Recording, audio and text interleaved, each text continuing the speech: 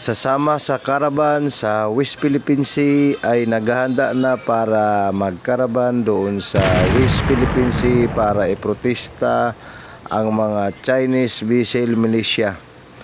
So yun po ang balita sa araw na ito. Naghahanda na nga po ang mga kababayan natin gustong sumama doon sa West Philippine Sea caravan. So kung bago pa lang kayo dito sa YouTube channel ko, please click subscribe muna, hit ang notification bell para lagi kayo updated sa mga balita na katulad nito. So bago natin umpisa ng topic na to, intro muna tayo. Let's go!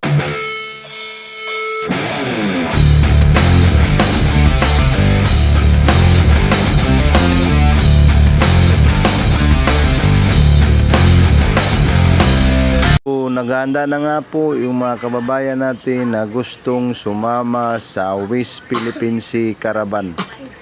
So talaga naman ang daming gustong sumama na inorganisa ng Akbayan, grupong Akbayan. Kaya naghahanda na kanina ang ating mga gustong sumama doon sa West Philippine Sea caravan para iprotesta itong mga Chinese PCG.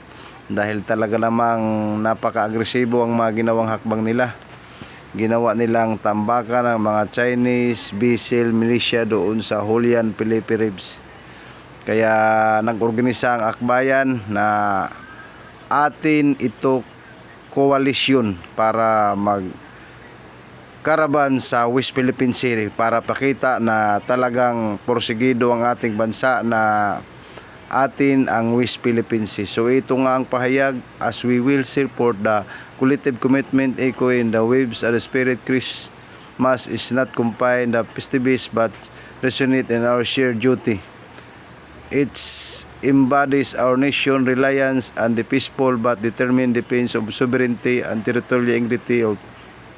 So yun po ang pahayag ng Akbayan, atin ito coalition. So anong masasabi nyo dito guys sa mga ginawang hakbang ng atin ito koalisyon na mag-caravan sa West Philippine Sea, kung para ipakita sa Chinese government na hindi tayo kayang tibagin ng anumang pambubuli nila. So magandang gawin ba ito o magandang hakbang ba ito ng mga atin ito coalition? Please comment down below para ma-reaction na natin sa next topic natin sa video na to. So hanggang dito na lang muna ang topic natin ito. Lagi kong sinasabi, huwag kalimutan mag-subscribe, hit ang notification bell para lagi kayong updated sa mga balitang katulad nito. So sa muli, bye bye, hasta la vista bebe. So dito na lang muna yung topic natin ito. Huwag niyong kalimutan lagi mag-subscribe. Bye bye.